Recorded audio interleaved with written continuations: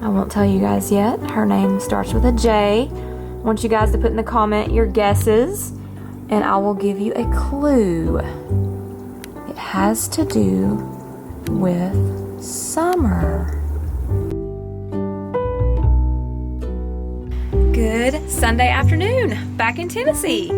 Well, actually, we've been back for a couple days. We were back Friday, but I haven't filmed anything since then. I had to take a couple days and rest and recoup from the trip. It was a long drive, y'all.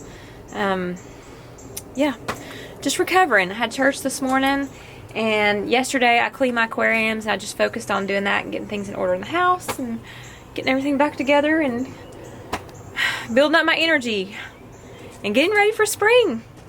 And then we've had rain today. It's in the 60s here. I think it's 62 is a high, so yeah, it's a little bit cooler than what we left in Florida. But things are starting to bloom. Look at my clematis, y'all. It is beautiful. When it quits raining and my coreopsis, I'll walk out there and show you guys. Super pretty. But glad to be back, and I'll walk through here and let y'all know how the fish are doing and how they did while we were gone.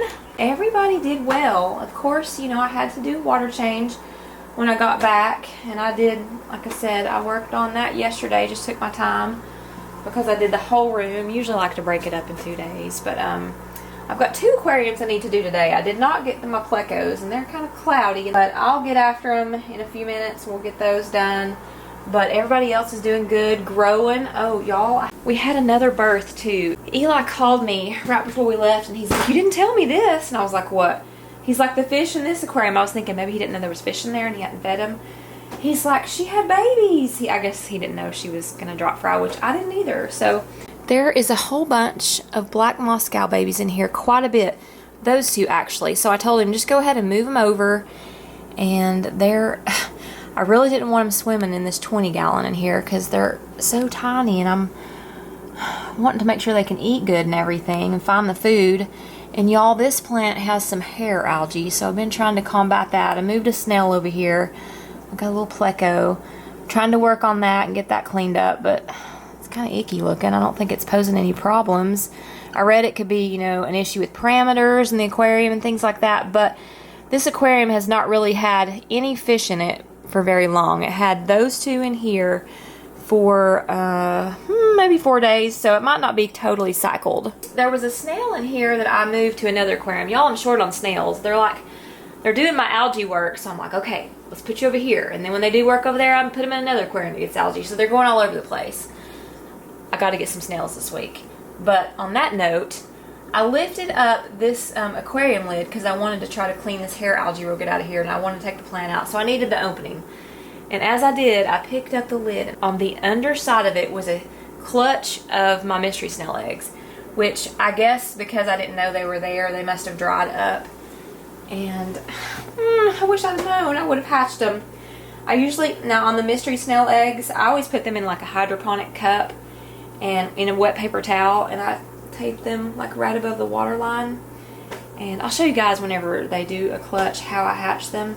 But it's pretty cool, but I missed out on that. So I got to kind of gander up underneath here on some of these and see if these snails are sneaking these clutches up there. I put a couple in here, hoping they would lay like right above this water line because I lowered it. I think she's the one that had the babies. So, because I think she was the one that was in there by herself after I had moved her from somewhere else, y'all. And we've got tons of little babies in here. Whole tank full of them. Every time I open up the lid, they're like coming up here trying to be a mooch and get food. And my plant that I bought, that sword plant last week, look at that. It's got holes all in it, and that was the only plant that did that, so I'm gonna have to remove that. It's like it melted, and it happened like super fast. So I'm not really sure why that happened, but it did. We had bluegrass fry born, and so I moved some of the bigger ones, which they're not very big, but I moved them in here. You can see them because I needed a spot over here for some more me and my husband found last night. And I just went out and got some breeder boxes, y'all. I had to because I didn't have enough, and these are really kind of hard to find. So one of the local stores near me had 2 of them, so I went over there today to get them. So that'll give me 2 more little breeder baskets. I like those breeder baskets. There's lots of options for fish to drop fry in, but I have been liking these here lately. These right here. They have this little thing right here that's got holes in it, so instantly when the fish drop fry, they don't swim instantly, so they fall right to the bottom and they're safe right away. Now, some of my fish is not an issue, like my bluegrass and my purple grass, and even the black moscals, they really don't mess with the babies. But my full red albinos, they definitely go after them. So this is super beneficial, but it's a win-win situation whenever you're definitely wanting to keep the fry. But so they'll drop them and they'll go in this little container, and then I'll leave her in here, let her recover for a little bit, and then I'll take this piece out, and they've got the whole thing to stay in. Plus, they've got these little grids right here. The airflow gets through in the tank, so it's not just like the same stagnant water. So this is a good thing for them to grow out in for a couple weeks. Plenty of room. You can feed fry food in a big tank just for these, and they have plenty of opportunity to get the food. I know they're getting the food they need, and they're also pretty easy to clean out, and I'll show you guys how I do that. I was noticing these things tend to get kind of caked up with food that's really kind of hard to get out, even if you put like, because you don't want to get your like gravel vac and put in here, because it'd be really easy to suck the fry up. So this is what I do to clean these things out. I get this little thing right here. I actually found this in Seth's aquarium cabinet. I don't know, it's very useful, but I thought about it one day and I was like, I'm gonna bring it down here and see if I can clean these out while there's fry in here. Because one thing you don't want to do is try to dump the fry out into something else and then put them back in. Because what I was doing before was, I was like, these things are getting really nasty inside and I've got fry in them. How am I going to clean them? So I was taking these things out of the water and trying to dump the fry out. Well, when you take them out of the water comes out and the fry gets stuck in between these little like grooves right here. Now they don't fall out, but they get stuck, so they won't pour out, and it's just like a never-ending process of trying to fill the water back up, dump them out, fill the water back up, trying to get them all out. I mean, it was a hassle. I was hating to have to clean these things. That's why I was looking for other options. But this solution right here has been working good for me. So what I do when the fish are still in here, I go around and I scrape like the food off, it's stuck, and all the algae if there's anything on it, and it starts floating around in here. And then I take it out and let it dump real quick until all that junk's out, and then the fish are still in, and then it's got clean water replaced in there. That is the easiest way to do it. I've decided to put this albino red in a breeder because she's pretty big. I'm thinking she definitely is going to drop fry soon. If y'all see how boxy she is. I put some water lettuce at the top, but as soon as she has fry, they'll instantly float into the bottom of this container. Y'all, my spirulina, which is this plant right here, it comes in the little corkscrew, and then the straight ones is really taken off. This is an awesome plant to buy if you're wanting something to spread really good in your aquarium, because for example, it's just putting off these little shoots. It's like runners. It puts off runners underneath here, and they just start coming up everywhere, and eventually it'll fill in really thick if that's the look you're wanting, or you can just propagate it and take some of it out, but I want it to look really thick. Like in here, look at this one. Looks really good behind the driftwood.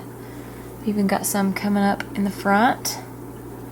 Really good for fish to swim in. Oh, y'all, look what I did. I did a thing.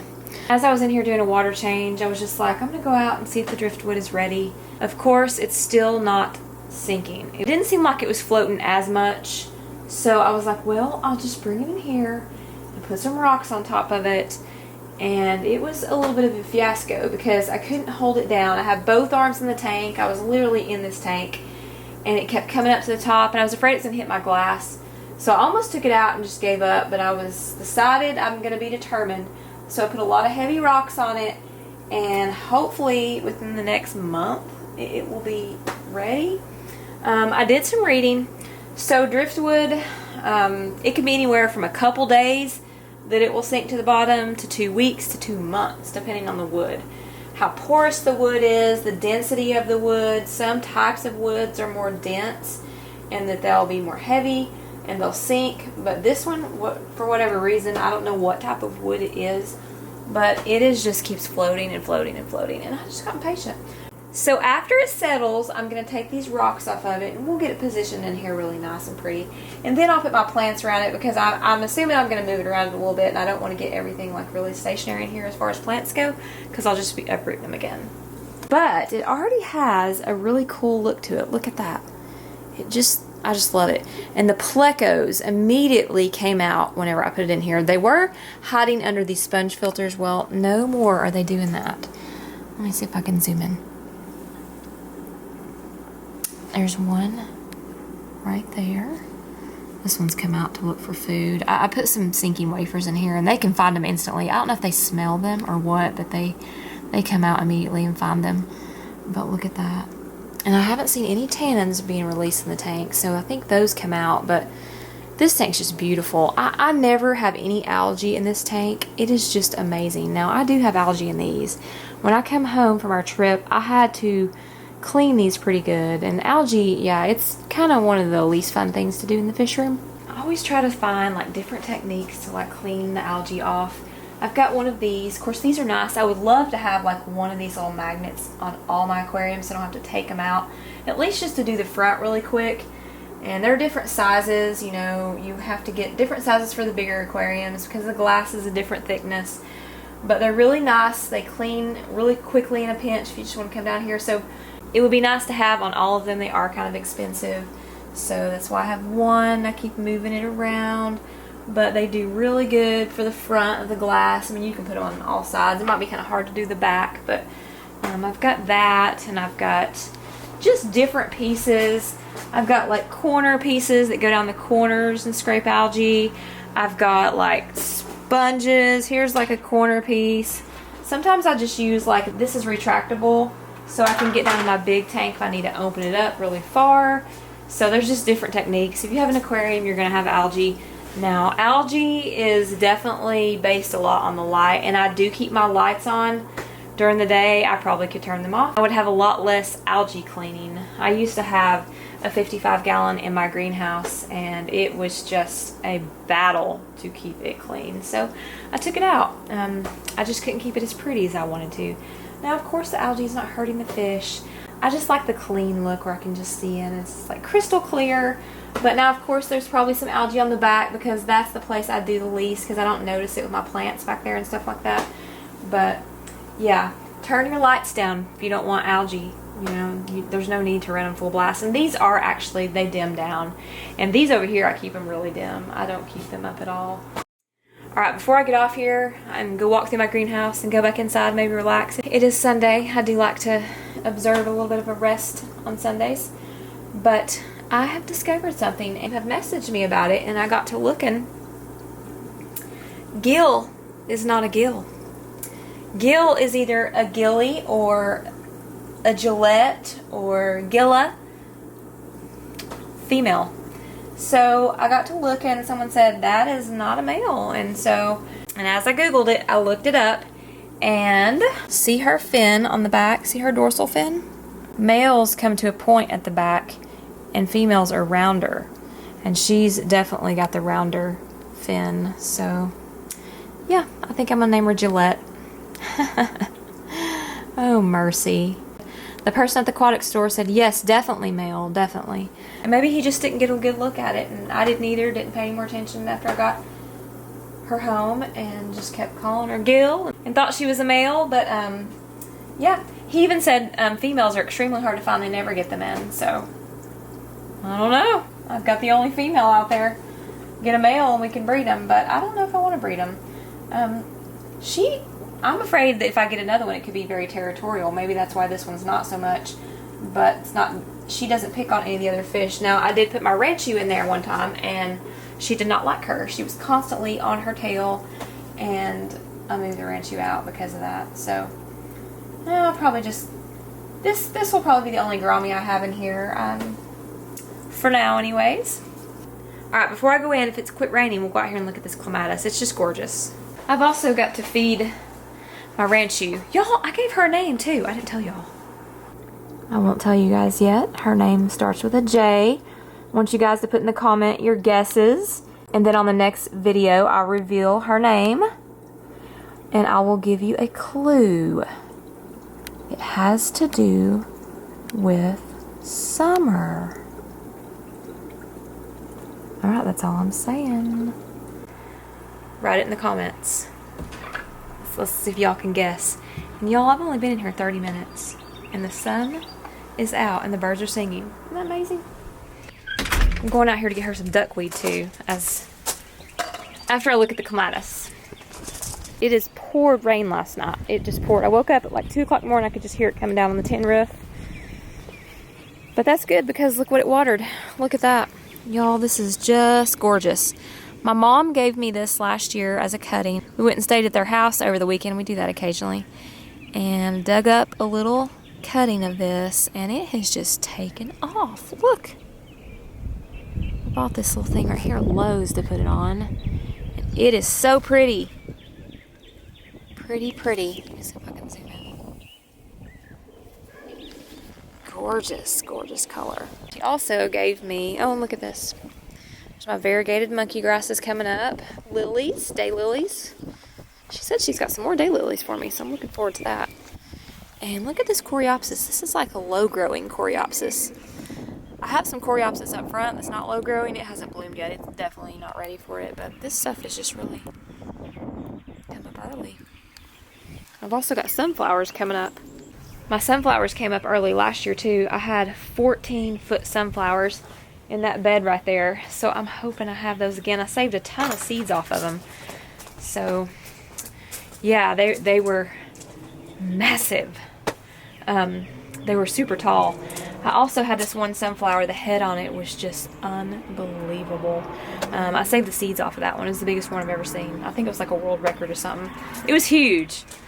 And if y'all live nearby, East Tennessee, and need some seeds or want some seeds, just hit me up. I got a whole bunch of them. Y'all, I got to repot my husband's palm tree. The reason why it's sitting here is because I got it out to pot it up in another pot, and that pot was just not quite big enough. So it's hanging out right there until probably tomorrow, so I can go out and get another pot for it. But yeah, I'm going to repot a couple things over here too that have really grown out of their pot. Alright, duckweed. Look at the duckweed. It has just taken off. And Miss Ranchu loves it. She will eat all of this for her snack. This is her salad. Oh, she's gonna love it. She hasn't had any in a bit.